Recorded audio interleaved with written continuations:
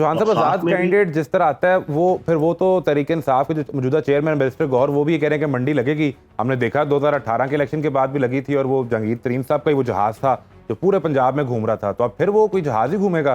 Barrister Gauhar भी तो उसी मंडी के अंदर शामिल है ना, शेर अफजल बरवत भी उसी मंडी के अंदर शामिल है। मतलब ये फिर आप खबर दे रहे हैं कि इलेक्शन के बाद अगर ये जीत जाते हैं तो बैरिस्टर गौहर जो मौजूदा पीटीआई के चेयरमैन है वो भी उस मंडी में जहांगीर तरीन के जहाज में बैठ के आईपीपी में आ जाएंगे। वो लड़ने से पहले अपनी अपनी जिम्मेदारियां पूरी कर रहे हैं। अब छोड़े तहरीक इंसाफ खल्लास।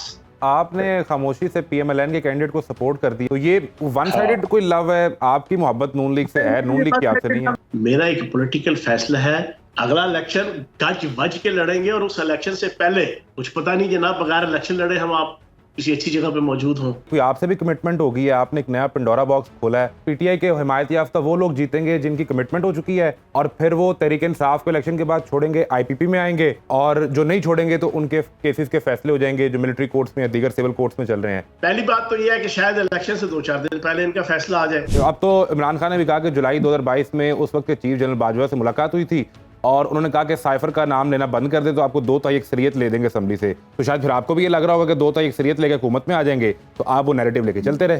टॉपिक को छोड़ा, ये जना अस्सलाम वालेकुम जी, आप देख रहे हैं इलेक्शन स्पेशल सियासी बैठक और मैं हूं मोहम्मद आजम। पाकिस्तान में 8 फरवरी 2024 का दिन जैसे जैसे करीब आता जा रहा है वैसे वैसे इब्हाम मजीद बढ़ता जा रहा है। 8 फरवरी को इलेक्शन होंगे या नहीं, सिक्योरिटी वजूहात, ईरान का हमला और फिर सियासी मंजरनामा, इस सब पर बात करने के लिए हमारे साथ फयाजुल हसन चौहान साहब मौजूद हैं। चौहान साहब, बहुत शुक्रिया आपके वक्त का। सबसे पहले तो मैंने जिस तरह इब्हाम का जिक्र किया 8 फरवरी के इलेक्शन का, उससे पहले मुझे ये जानना है कि फयाजुल हसन चौहान इलेक्शन लड़ रहे हैं या नहीं, क्योंकि आपने अनाउंस किया मैं इलेक्शन नहीं लड़ रहा, लेकिन मैं कहीं देख रहा था कि रिपोर्ट हुआ कि आप आज़ाद निशान पर इलेक्शन लड़ने जा रहे हैं। तो अब हकीकत क्या है, लड़ रहे हैं इलेक्शन या नहीं? मैं इलेक्शन नहीं लड़ रहा। बुनियादी तौर पे 3 वजूहात हैं। पहली वजह तो ये है कि मेरा जो हल्का है वो तकरीबन 75% जो है ना वो चेंज कर दिया। 1 दिसंबर को जब आपकी हदबंदी हुई इलेक्शन कमीशन की तरफ से, तो जिस हल्के से मैं पिछले 20-22 साल से इलेक्शन की सियासत 22 साल से कर रहा हूँ, वो हल्का हो गया चेंज 75%। 25% रहा, 75% नया एरिया लगा दिया गया। ठीक है। मैंने 1 दिसंबर को ही सोच लिया था कि शायद मैं ये वाला इलेक्शन ना लड़ पाऊँ, क्योंकि इलेक्शन की पॉलिटिक्स बड़ी डिफरेंट होती है और ये बड़ा ग्रास रूट लेवल पे बरादरियां, धड़े, लोगों से पीआर, लोगों से ग्रास रूट लेवल, गली मोहल्ले की सतह पे एक राब्ता और रखना पड़ता है और एक लिंक होता है। तो वो जो 75% नया एरिया था वो तो बिल्कुल मेरे लिए इस हवाले से नया था। लेकिन साथ ही उस वक्त जनाब ये खबर चल पड़ी पार्टी के अंदर भी और पाकिस्तान के मीडिया और सियासत में कि जनाब नून लीग के साथ एडजस्टमेंट के साथ आईपीपी इलेक्शन लड़ेगी जी, जो कि हो भी गई बात। तो मैंने कहा चले अगर ये चीज हो जाती है तो चलो फिर चीजें थोड़ी सी, क्योंकि हमारी तो आईपीपी नई पार्टी है, ना कोई तंजीम है, ना ग्रास रूट लेवल पे, ना गली मोहल्लों पे, ना यूसी लेवल पे। अब वो जब सीट एडजस्टमेंट नहीं हुई मेरी सीट पे, तो मैंने फिर ये फैसला किया कि मैंने तो हराम के चौके छक्के कमाई के मैंने नहीं लगाए हुए, ना अपने दौरे इक़्तिदार में, ना अपने दौरे वजारत में। तो मैं इस टफ इलेक्शन के अंदर कि जब आपकी पार्टी भी डिस्ट्रॉय हुई है, दूसरी पार्टी है, नई पार्टी है, हल्का 75% चेंज हुआ है, अजीब तरह का एक फस क्रिएट हुआ है पाकिस्तान की पॉलिटिक्स में, गली मोहल्लों की सतह पे भी, तो मैं अपने बीवी बच्चों का पेट काट के 7-8-10 करोड़ रुपया मैं क्यों जनाब ये करूं। तीसरी सबसे अहम वजह, मैं वाहिद आईपीपी का लीडर हूं और पॉलिटिशियन हूं जो पिछले 8 महीने से फ्रंट फुट पे आके मीडिया और सोशल मीडिया पे ये जो तहरीक इंसाफ की तहरीक फसाद फिल अर्ज है उसके खिलाफ खड़ा हूं, और जो मैं भी उसमें 1 साल 1.25 साल इस्तेमाल हुआ, मैं उसका कफारा अदा कर रहा हूं कि जो पाकिस्तान की रियासत, पाक फौज, रियासती इदारों और पाकिस्तान की तमाम सियासी हलकों के खिलाफ बैरूनी ताकतों की खुफिया एजेंसियों के हाथ इस्तेमाल होकर तहरीक इंसाफ और उस तहरीक इंसाफ का मीडिया सेल, सोशल मीडिया, ये सारे जो इस्तेमाल हो रहे हैं, मैं उसके मुकाबले में 8 महीने से खड़ा हूं नजरियाती बुनियादों पे। तो मैं क्यों ऐसा सियासी फैसला करूंगा जिसकी वजह से तहरीक फसाद फिल अर्ज का जो कैंडिडेट है उसको फायदा हो जाए, क्योंकि हम 3 ही मेन कैंडिडेट होने थे, मैं होना था, नून लीग का होना था और उस तहरीक फसाद फिल अर्ज का कैंडिडेट होना था। तो मैंने फैसला ये किया कि तो मैं जो आपने 10,000 आपने खामोशी से फिर पीएमएलएन के कैंडिडेट को सपोर्ट कर दिया। हाँ, मैं चाहता ये हूँ और मेरी तरह के लाखों लोग चाहते हैं जो 2 साल से पाकिस्तान को तबाही और बर्बादी का सामना करना पड़ रहा है। नहीं तो इस तहरीक फसाद चौहान साहब आपने खामोशी से पीएमएलएन के कैंडिडेट को सपोर्ट कर दिया और पीएमएलएन ने जिन 2 मेजर सीटों पे एडजस्टमेंट नहीं की उसमें एक आपकी सीट थी और एक कोई बात डॉक्टर नहीं। फिरदौस आशिकवान की सीट थी जिसपे क्लियर कट कहा गया कि हम सीट एडजस्टमेंट नहीं करेंगे। तो ये वन हाँ। साइडेड कोई लव है, आपकी मोहब्बत नून लीग से है, नून ये लीग बात की आपसे नहीं है? नहीं है, ये एक नजरियाती बुनियादों पे और दूसरा दूसरा जो है ना वो कहते हैं ना झपटना पलटना पलट कर झपटना, हुँ, लहू गर्म रखने का एक बहाना हुँ, किया मैंने उस खाकदा से किनारा जहां रिस्क का नाम है आबदाना, हुँ। हमामों कबूतर का भूखा नहीं मैं कह बाज की जिंदगी जाहदाना। तो बात ये है, मेरा एक पॉलिटिकल फैसला है और अगला इलेक्शन गज वज के लड़ेंगे और उस इलेक्शन से पहले कुछ पता नहीं जनाब बगैर इलेक्शन लड़े हम आप किसी अच्छी जगह पे मौजूद हों। वो अच्छी जगह आप जरूरी तो नहीं होता कि ये चलें आपने ये बात कर ही दी, तो मैंने ये आपसे डिस्कस करना भी था। ये कोई आपसे भी कमिटमेंट होगी है, आपने एक नया पंडोरा बॉक्स खोला है और उसमें आपने 3 खबरें दी हैं। आप अपनी उन तीनों खबरों पे भी कायम हैं कि एक तो पीटीआई के हिमायत याफ्ता वो लोग जीतेंगे जिनकी कमिटमेंट हो चुकी है और फिर वो तहरीक-ए-इंसाफ को इलेक्शन के बाद छोड़ेंगे, आईपीपी में आएँगे और जो नहीं छोड़ेंगे तो उनके केसेस के फैसले हो जाएँगे जो मिलिट्री कोर्ट्स में या दीगर सिविल कोर्ट्स में चल रहे हैं। तो ये 3 खबरें आपने दी हैं। Do you stand by them still? Natural सी चीजें है ना यार, मैंने कोई खबर नहीं दी, मैंने तो आपने लोगों कहा को ब्रेकिंग बताया न्यूज़ है। है, चौहान साहब आपके अल्फाज से ब्रेकिंग न्यूज़ खबर। ब्रेकिंग तो न्यूज है, हुँ, लेकिन ये कोई नई चीज नहीं बन रही है। देखो आप खुद आप सुने और आपके जरिए से आवाम भी सुने। 62 63 का जो ऑब्लिगेशन होती है ना फ्लोर क्रॉस की, जी। वो होती है जिसने किसी पॉलिटिकल पार्टी के जनाब टिकट पे या निशान पे प्लेटफॉर्म इलेक्शन से लड़ाओ, टिकट पे निशान पे इलेक्शन लड़ाओ। ऐसा ही है। आजाद के ऊपर कोई हुँ, कंस्ट्रेंट या ऑब्लिगेशन नहीं होती, हुँ, पाबंदी नहीं होती। हुँ, अब ये सारे आजाद हैं। अब ये आजाद के बाद इनमें से तकरीबन 35-40% वो है पीटीआई के कैंडिडेट्स जो इंतहाई सवियर उन केसेस के अंदर नॉमिनेटेड हैं जिनके केसेस मिलिट्री कोर्ट्स में चल रहे हैं। अब आप मुझे ये बताएं, पहली बात तो ये है कि शायद इलेक्शन से 2-4 दिन पहले इनका फैसला आ जाए। अगर ना आया तो इलेक्शन के बाद 1 नहीं से 2 से लेकिन 3 मेरा महीने मेरा इसमें बुनियादी सवाल ये चौहान साहब ये तफ़सील आप बता चुके, आपको ये कौन बता रहा है? आपको ये किसने बताया कि कमिटमेंट कर चुके हैं मुझे और वो बता के ना छोड़ अक्ल देंगे? अल्लाह ने दी है ना भाईजान, अल्लाह ने अक्ल दी है। 44 साल एज ए सियासी कारकुन तो ये आपका सियासी और तज्ज़िया है, फिर आपकी खबर नहीं है। ये आपका सियासी तज्ज़िया है। खबर मीन तज्जिया है ना। एक खबर मीन मैं ये बता रहा हूँ कि मैं being a political analyst, being a political worker, being a political leader जो है ना, मैं चीजें देख रहा हूँ। हुँ, पिंडी इस्लामाबाद में बैठा हुआ हूँ हुँ। और मीडिया पर्सन हूँ। क्योंकि अगर आपकी चौहान साहब इंफॉर्मेशन आपका से मीडिया वापस है। इंटरेक्शन तो बहुत ज़्यादा है, लेकिन इसमें अब आपने एक रोल ले लिया ना जब से शेख रशीद साहब को गिरफ्तार किया गया दोबारा, तो अब ये सियासी पेशगोइयाँ आपने करनी शुरू कर दी हैं। अगर नहीं नहीं कमिटमेंट नहीं किसी नहीं ने की है, तो आपने उनसे ये नहीं कहा कि नून लीग नहीं से आपकी सीट भी एडजस्ट करवा दें? आप यहाँ से जीत जाते। नहीं नहीं, मैं ये बात नहीं कर रहा, मैं तो पॉलिटिकल पार्टी के हवाले से बात कर रहा हूँ कि हुँ, आईपीपी की तरफ से कुछ पता नहीं। मैं किसी लाजमी तो नहीं होता कि आपने एमएनए एमपीए बन के सियासी किरदार अदा करना होता है या अच्छा। एमएनए एमपीए बन के तो आपने क्या बतौर जनाब सेनेटर आ रहे हैं? किरदार- अभी क्योंकि इसके फ़ौरन बाद सेनेट के इलेक्शन है, तो वो ये ज़रा तो सेफ अब प्ले है। बहुत सी चीजें ऐसी है ना। लेकिन जो मैंने चीज बताई कि जो आजाद जीतेंगे, जो हुँ, आप खबर ब्रेक की ना, जी, देखें इस तहरीक इंसाफ के जो आजाद कैंडिडेट है ना, हुँ। उसके अलावा भी इस दफा कम से कम कोई 33% के करीब आजाद तो चौहान साहब वफाक आज़ाद में भी। कैंडिडेट जिस तरह आता है वो तो तहरीक इंसाफ के जो मौजूदा चेयरमैन बैरिस्टर गौहर वो भी ये कह रहे हैं कि मंडी लगेगी। हमने देखा 2018 के इलेक्शन के बाद भी लगी थी और वो जहांगीर तरीन साहब का ही वो जहाज़ था जो पूरे पंजाब में घूम रहा था। तो अब फिर वो कोई जहाज़ ही घूमेगा जो इन सबको आज़ाद को बैरिस्टर गौहर आईपीपी में ले आएगा।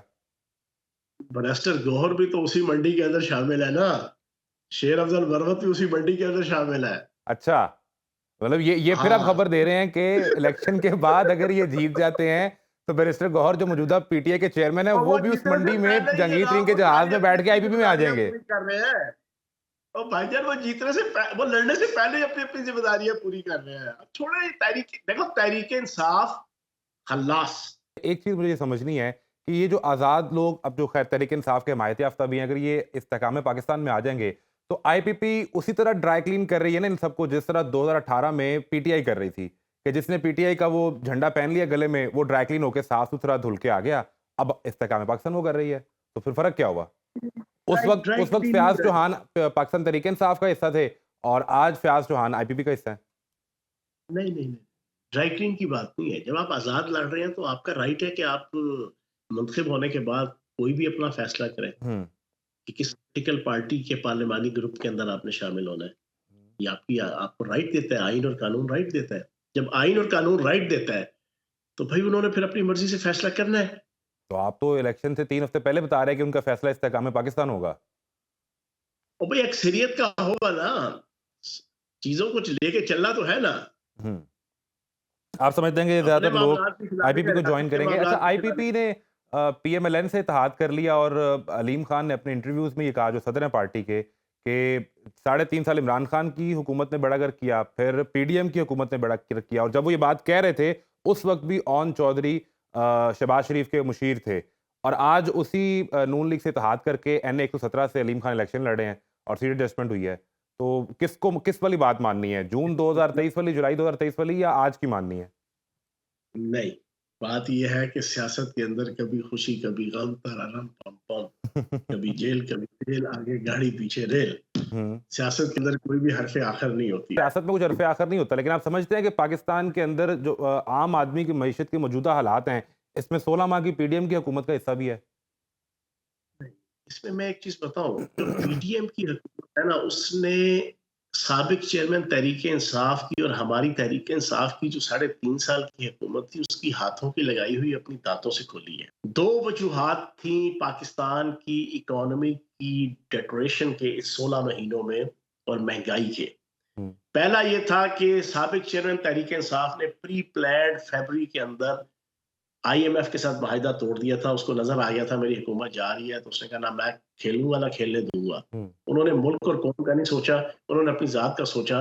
वो माहिदा जो अक्टूबर 2021 में किया था और करने के बाद मुसलसल तकरीर करके पूरी कौम को बताया था कि बहुत सवियर महंगाई आने वाली है, ज़हनी तौर पर तैयार हो जाए। उसके सैकड़ों हजारों क्लिप जो सोशल मीडिया पे मौजूद है कि साबिक चेयरमैन तहरीक इंसाफ ने अप्रैल के महीने से स्टार्ट की एक गर्दान, जिसमें फयाजुल हसन चौहान भी उसके तर्जमान के हैसियत से शामिल, पूरी पार्टी की लीडरशिप शामिल। सुबह से लेकर रात तक टॉक शोज करके और प्रेस कॉन्फ्रेंस करके हम क्या कहते थे कि मुल्क दिवालिया हो रहा है, मुल्क दिवालिया हो रहा है, मुल्क दिवालिया हो रहा है, मुल्क दिवालिया हो रहा है। ये पूरी की पूरी गेम जो 100% साबिक चेयरमैन तहरीक इंसाफ और तहरीक इंसाफ की जना वो साजिश की वजह से थी भाईजान। ये सारी कहानी। मेरा सवाल वही है कि उस वक्त अप्रैल 2022 के बाद फयाजुल हसन चौहान साहब हमें ये बातें बताया करते थे। आज आप बता रहे हैं कि ये एक यहूदी लॉबी की साजिश के तहत सारा प्लान बनाया गया। तो एक तो उस वक्त आपने क्यों नहीं बताया? आपको बोलना चाहिए था, आप मुल्क से मोहब्बत करने वाले आदमी हैं, तो आपको बताना चाहिए था। एक शख्स से मोहब्बत तो नहीं करते। और दूसरी एक चीज़ जो आपने भी कही कि वो साबिक चेयरमैन तहरीक इंसाफ इमरान खान ये ब्लेम करते रहे कि अमरीकी लॉबी के प्रेशर पे मेरी हुकूमत निकाली गई। आप कह रहे हैं यहूदी लॉबी का ये एक प्लान था। तो आप कह रहे हैं कि ये दोनों लॉबी एक दूसरे के सामने खड़ी थी। एक को इमरान खान रिप्रेजेंट कर रहे थे और दूसरी जो उनको निकालने के लिए थी। जनाबे वाला, मैं तो आई विटनेस हूं कि हमें शुरू में बताया गया और पूरी कौम को बताया गया कि अमेरिका जनाब हमें हुकूमत से निकाल रहा है जी, ठीक है। और फिर अमेरिका की गुलामी से आजादी का एक नारा देके पूरे 3 महीने बाद, अप्रैल मई जून, जुलाई के पहले हफ्ते से जितनी लीडरशिप की मीटिंग्स और सीईसी की कोर कमेटी की मीटिंग्स और तर्जमानों की मीटिंग्स होती थी, मैं ऑन ओथ आपको बता रहा हूं कि सख्ती से हमें ऑर्डर किया जाता था कि किसी ने साइफर का तस्करा नहीं करना अपनी मीडिया टॉक में, प्रेस कॉन्फ्रेंस में और टॉक शोज में, और किसी ने अमेरिका के खिलाफ बात नहीं करनी। फिर उसके बाद आपकी कांग्रेस की एक 70-80 की बंदों की टीम है, मर्द और औरत, कांग्रेस के मेंबर्स अमेरिका के, जिनमें आधे यहूदी है। वो प्रॉपर तरीके से एक पूरा फोरम बना के जो बाइडेन एडमिनिस्ट्रेशन को और अमेरिकन एडमिनिस्ट्रेशन को और अमेरिकन मीडिया को ये जनाब मोटिवेट करते हैं जनाब पूरी कैंपेन की सूरत में कि साबिक चेयरमैन तहरीक इंसाफ वो अमेरिका का दोस्त है, यार है, वो अमेरिका का दुश्मन नहीं है।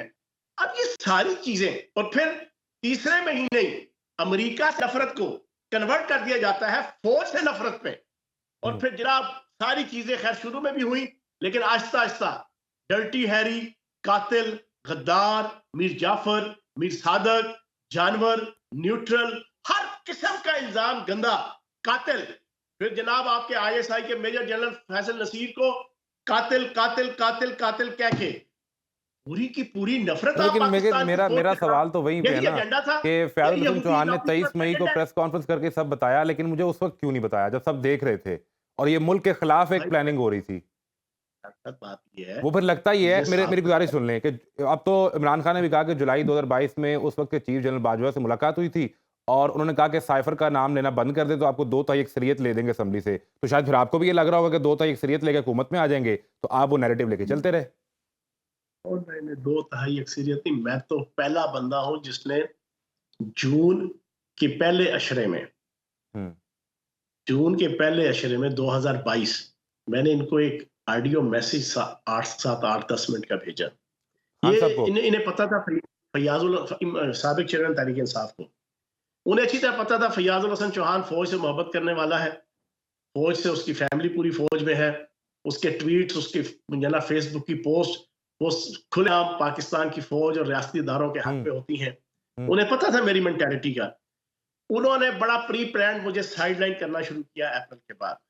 लेकिन जब जून में मैंने इनको एक मैसेज भेजा तो 7 से 10 मिनट का था, हम्म, उसमें मैंने बड़ी डिटेल से इनको कहा कि चेयरमैन साहब, मैं और लाखों पाकिस्तानी शहरी आपको दोबारा वजीर आजम देखना चाहते हैं, हम्म, लेकिन खुदा का वास्ता है जिस ट्रैक के ऊपर हमारी ये पूरी पार्टी और आप चल रहे हैं, फौज के खिलाफ और आईएसआई के खिलाफ आप जिस अंदाज से एक नफरत का झंडा लेके निकले हैं, ये पाकिस्तान के लिए भी नुकसानदेह है, ये पार्टी के लिए भी नुकसानदेह है, ये आपके लिए भी नुकसानदेह है और ये हमारे लिए भी इसका नुकसानदेह जवाब है। क्या आया? बराए मेहरबानी सुने, बराए मेहरबानी आप अपनी स्ट्रेटजी चेंज करें हम्म, और प्योर पॉलिटिकल स्ट्रेटजी रखें और आप नून लीग के खिलाफ, पीपल्स पार्टी के खिलाफ, जेयूआई के खिलाफ अपना पूरा स्टैंस रखें और ये एग्रेसिव एटीट्यूड छोड़ दें। मैंने ये पूरी की पूरी एक बड़ा कंप्रीहेंसिव किस्म का 7 से 10 मिनट का दिया।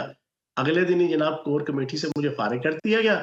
फिर वो पूरा 1 साल 9 मई तक आपका जनाब बनी गाला और जमान पार्क में मेरा दाखिला ममनू था और सिर्फ एक वाकया आपने देखा कि शहबाज गिल मुझे रोक रहा है।